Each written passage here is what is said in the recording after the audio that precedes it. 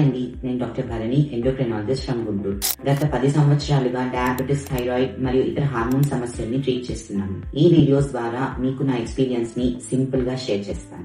Ladies లో hormone imbalances ఎలా గుర్తించాలి? బాడీలో మేజర్ సైన్స్ లేకపోయినా కానీ సటిల్ సైన్స్ వల్ల మనం హార్మోన్ ప్రాబ్లం ఉందని చెప్పొచ్చు. ఎక్స్ట్రీమ్ ఫెటిగ్, అకారణంగా నీరసంగా అనిపిస్తుంది, సడన్ గా వెయిట్ గెయిన్ అవ్వచ్చు, యాక్నే, అన్వాంటెడ్ హెయిర్ పెరుగుతుంది, మెన్సెస్ ప్రాబ్లం రావచ్చు, లేదా నిద్ర సరిగ్గా పట్టకపోవటం, బెల్లీ ఫ్యాట్ పెరగటము, మూడ్ స్వింగ్స్.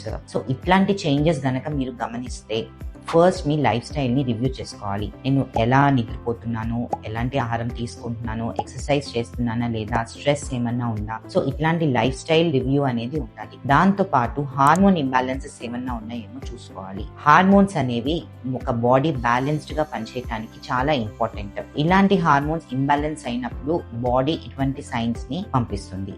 సో మనం ఈ సైన్స్ ని ఎర్లీగా పిక్ చేసుకుని ఏదైనా ప్రాబ్లం ఉంటే ట్రీట్ చేసుకోవటం చాలా ఇంపార్టెంట్. ఫ్యూచర్ లో హార్మోన్ ఇంబ్యాలెన్సెస్ వల్ల షుగర్ రావటం కానీ, థైరాయిడ్ ప్రాబ్లం కానీ ఇవన్నీ కూడా వచ్చే ఛాన్సెస్ ఉంటాయి. సో ఎవరిలో అయినా కానీ హార్మోన్ ఇంబ్యాలెన్స్ మీకు అనుమానంగా అనిపిస్తే వెంటనే ఎండోక్రైనాలజిస్ట్ ని సంప్రదించి హార్మోన్ టెస్ట్ అనేవి చేయించుకోవాలి. డయాబెటిస్ రిలేటెడ్ డౌట్స్ ఏదైనా ఉంటే కామెంట్ సెక్షన్ లో మెన్షన్ చేయండి.